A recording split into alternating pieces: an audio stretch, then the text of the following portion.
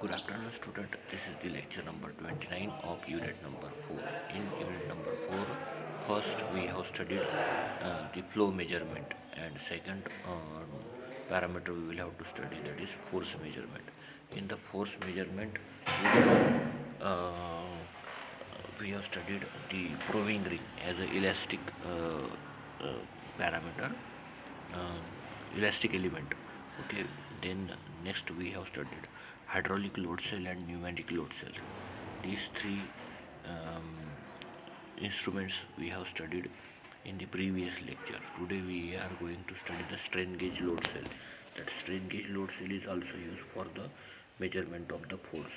Now in the diagram we can observe that uh, that schematic will shows the Wheatstone base circuit, similar to the that we have studied in the strain measurement. Okay, in strain gauge load cell there are resistances R1, R2, R3 and R4 which are connected to the steel cylindrical, means on the surface of the steel cylindrical cylinder. Okay, uh, there is one steel cylinder. On the upper part of the steel cylinder there is one horizontal plate is there, circular horizontal plate is there, and on the bottom also circular horizontal plate is there. Okay, and on that circumference of the or surface of the cylindrical cylinder there are two resistances are placed horizontally, that is R2 and R3, and R1 and R4 are attached vertically.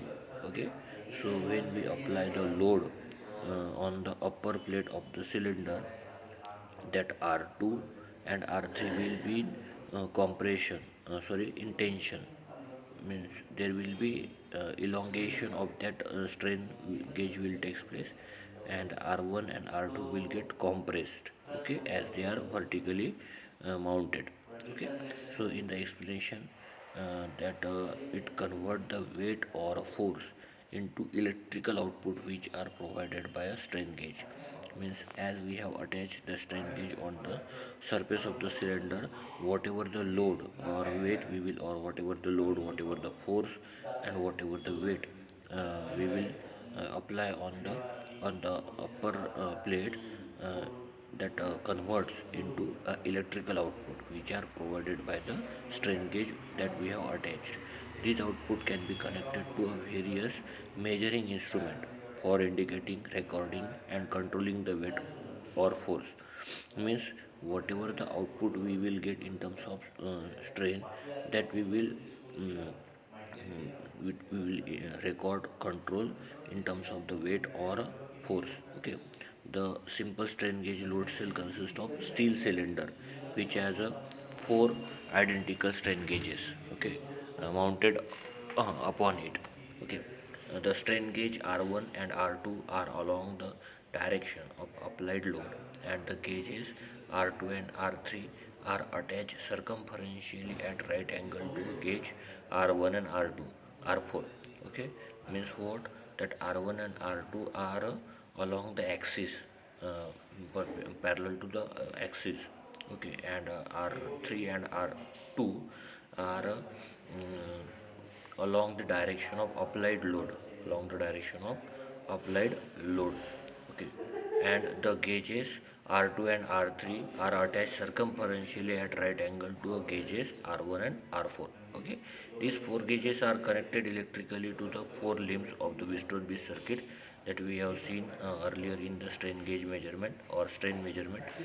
When there is no load on the cell, all the four gauges have the same resistance. Means when there is no load condition is there, the resistance for all the four resistances are same. Okay, hence the bridge is balanced and the output voltage is zero. Okay, when there is some load on the cell, means when we apply certain load on the upper plate of the cylinder, that what will happen, the resistance value will change due to the straining of the strain gauge, because as we are applying the certain load on the upper plate of the cylinder, that R1 and R2 will get compressed, and R2 and R3 will get elongate. Okay, so what will happen, The voltmeter shows some integer values, okay, and these value of change in voltage due to the applied load can be directly calibrated with unknown force to be measured. Means how much force we have applied on the, how much unknown force we have applied on the upper plate of the cylinder, that will be calibrated uh, by the voltage. Means change in voltage, how much change in voltage will take observe, that will be calibrated in terms of unknown voltage. Okay, so by the same way we can measure the voltage, force or load. Then next parameter we will have to study, that is torque measurement. Torque can be measured by the following method. Okay, gravity balance method, strain gauge torsion method, strain gauge torsion meter, mechanical torsion meter, optical torsion meter, electrical torsion meter. The strain gauge torsion meter. Okay. First, we will have to study the strain gauge torsion meter. In strain gauge torsion meter, um, the figure 4.4 shows the general configuration of a strain gauge beach circuit widely employed for torque measurement for rotating shaft. Okay, so here in the diagram we can see that uh, as we have attach all the four resistances R1, R2, R3 and R4 on the circumference of the cylinder for the force or load measurement. Similarly, here all the four resistances are attached on the circumference of the shaft for torque measurement. Okay, now in the construction, four bonded wire strain gauge are mounted on a 45-degree helix with the axis of rotation. Okay, and are placed in pair diametrically opposite. Okay, when the gauges are accurately placed and have matched characteristics, the system is temperature compensates and insensitive to bonding, thrust or pull effect. Okay, any change in the gauge circuit then result only from torsional deflection. Okay, working. When the shaft is under torsion, the gauge R1 and R4 will get elongates as a result of the tensile component of a pure shear stress on one diagonal axis. R1 and uh, R1 and R4 will get elongate. R1 and R4 because these are in uh, torsion. Okay, so that's why that R1 and R4 will get elongated because of the torsional force. Okay, then while the R2 and R3 will contract due to the compressive component on the other diagonal axis. Okay, so these tensile and compressive principal strain can be measured and hence shaft torque calculated. Okay, so advantages, this arrangement has the following advantages. Okay. Fully temperature compensated, give the maximum sensitivity for a given torque, provide automatic compensation for bonding and axial loading. Okay, then limitations means disadvantages of the this torsional measurement.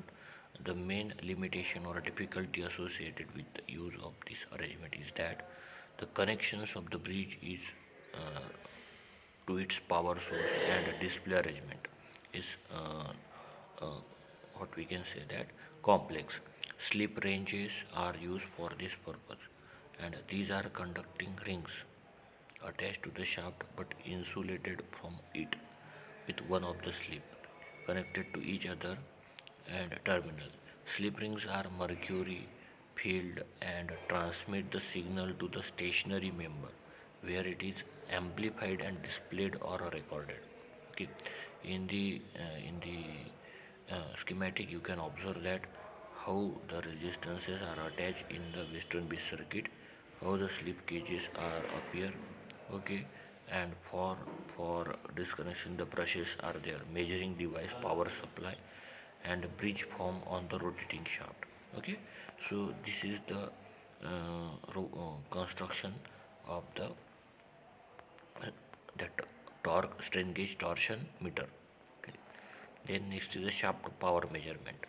Now shaft power measurement is uh, for the measurement of shaft power, the dynamometer is used. Okay, the torsion being exerted along a rotating shaft means uh,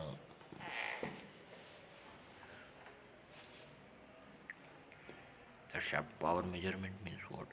The dynamometer is used for the measurement of shaft power from the torque or from the shaft. Okay, the absorption dynamometer, it work on the principle that the power measured is converted into heat by friction or by other means. The power absorbed is lost as heat and dissipated to the surrounding where it serves no useful purpose. Okay, so example of the that absorption dynamometer are mechanical brake, Prony brake, rope brake, hydraulic or fluid friction brake, eddy current dynamometer. Okay, but but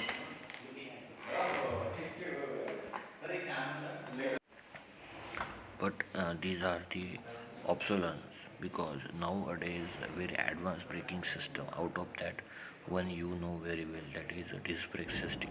Okay, so that Prony brake and rope brakes are not used nowadays. Okay, the transmission dynamometer, they work on the principle that the power being transmitted either to or from the dynamometer is not absorbed or dissipated. After measurement, the energy is conveyed to a surrounding in the useful mechanical or electrical form. Okay. So examples of the torsion transmission dynamometer are torsion or belt dynamometer, epicyclic trend dynamometer, strain gauge dynamometer. Okay.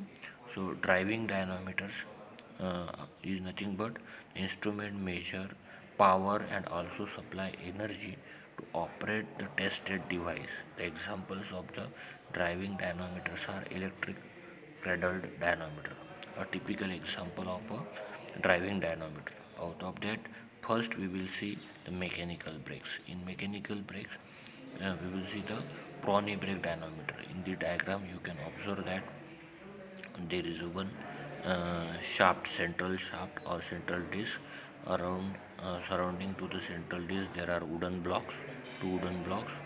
Okay, uh, and that two wooden blocks are attached to the lever. Okay, with the help of bolt and nut. Okay, and for the pressure, to creating the pressure, the helical spring is there. Okay, and for on the pre-end of the lever there is a weight mounted, and for balancing that weight, counterweight is there. Okay, so it consists of two wooden block placed around a pulley fixed on the shaft. Means on the shaft there is a pulley which is fixed, okay, of an engine whose power is required to be measured. Means we have one engine whose power we will have to measure.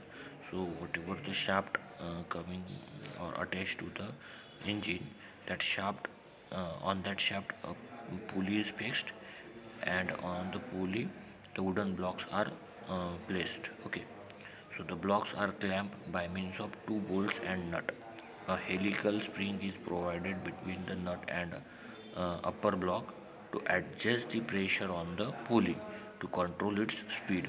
Okay, the upper block has long lever attached to it and carries a weight W at its outer end. Okay, a counterweight is placed at other end of the lever which balances the brake when unloaded. Okay, which balances the brake when unloaded. In order to limit the motion of the lever, two slope or two stops are provided as shown in figure 4.5 at the end of the lever, free end of the lever. In the working, when the brake is to be operated, the long end of the lever is loaded with a suitable weight W, and nut are tightened until the engine shaft run at a constant speed and the lever is in horizontal position.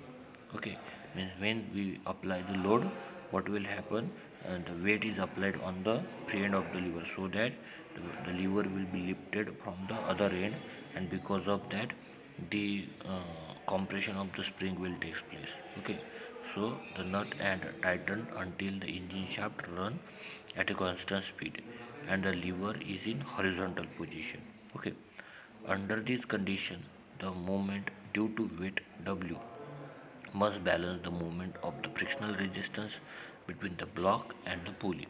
Okay, here W weight at the outer end of the lever in Newton, L horizontal distance of the weight W from the center of the pulley M. F is nothing but the frictional resistance between the block and the pulley, and R radius of the pulley in meter, and capital N will be the speed of the shaft in RPM. Okay, now the movement of the frictional resistance or torque of the shaft.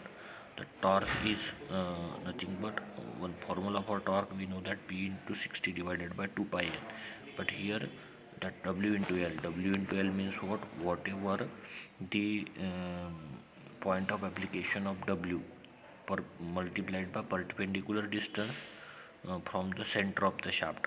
Okay, so center of the shaft is nothing but the center of the pulley.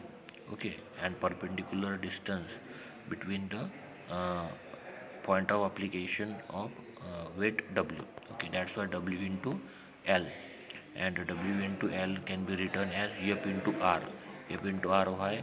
Because the perpendicular distance is represented by capital R into F. Here means the torque on the shaft. F here in the diagram you can see that F into R. Okay, so work done in one revolution will be T into theta. Means theta is the angle of rotation, that is 360 degree angle turn, and that 360 is nothing but the 2 pi. Hence T into 2 pi Newton meter will be the work done. Work done per minute, that is T into 2 pi, and brake power of the engine. Brake power equal to 2 T into 2n 2 pi n by 60. Okay, so T is nothing but W into L. So W into L into 2 pi n by 60. When the driving torque on the shaft is not uniform, okay, this dynamometer is subjected to severe oscillation. Okay, oscillation. So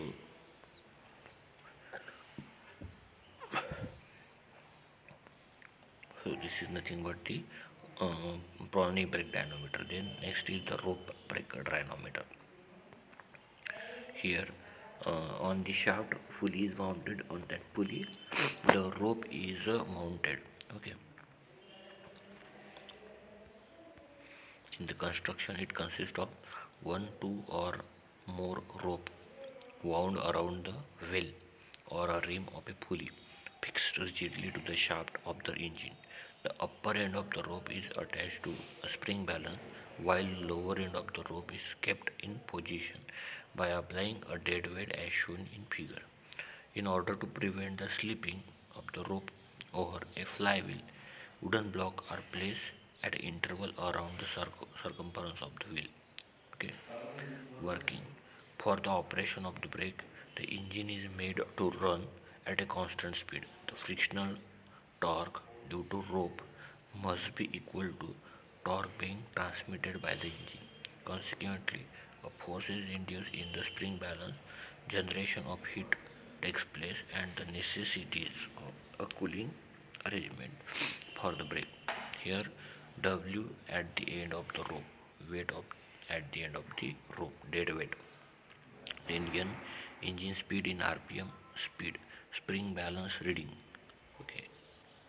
Then D, diameter of the brake wheel, which is shown in the diagram. Then small d, diameter of the rope. Okay. Then capital D plus small d equal to the effective diameter of the brake wheel. Okay, effective diameter of the brake wheel. Then brake power of the engine, that is BP, equal to W minus S. Why W minus S? Because W is the weight of the end of the rope, weight at the end of the rope, and S, that is spring balance reading. Okay, into pi in bracket D plus capital D plus small d into N divided by 60 into 1000 kilowatt. The rope brake dynamometer is cheap and easily constructed but not very accurate because of change in friction coefficient of the rope with the temperature. Okay, so here is one numerical given that following data were recorded with the rope brake dynamometer. The diameter of the brake wheel is 1.44 meter, diameter of the rope is 15 millimeter, speed of the engine is 240 rpm, dead weight on the brake is 720 newton. Spring balance readings are 180 newton. Calculate the brake power of the engine. Capital D equal to that given data is capital D equal to 1.44 that we already read. We will have to calculate the brake power. Brake power equal to W minus S into pi in bracket capital D plus small d into N divided by 16 to 1000. So capital W is 720, that is Newton. S is 180. Capital D is 1.44 plus small d is 15 mm means 0.015 into N, RPM is 240 divided by 16 to 1000. So it is nothing but 9.87 kilowatt will be the brake power. Okay, so means by using this formula we can calculate the brake power. Then second numerical is for the rope brake. Okay, write down the keyword data first, that is capital D equal to 100 centimeter, that is 1 meter, small d is 2 centimeter, that is 0.02 meter, N is 300 rpm, W is 400 newton and S is 50 newton. So by using that we can calculate the brake power, and it will be 400 minus 50 into pi in bracket 1 plus 0.02 into 300 divided by 16 to 1000. So brake power will be 5.60 kilowatt. Okay, so by using the simple numerical may be asked in the exam on the rope brake or prony brake. Okay, then next is ED current dynamometer. ED current dynamometer operate on the principle that when an isolated conductor cut across magnetic flux, voltage is induced and a local current flow in a short circular path within the conductor. These eddy current get dissipated in the form of heat. Okay, so here there is a central shaft and rotating shaft, and on that rotating shaft the toothed steel rotor is there, and on the rotating shaft there is an anti-friction bearing is there. Okay,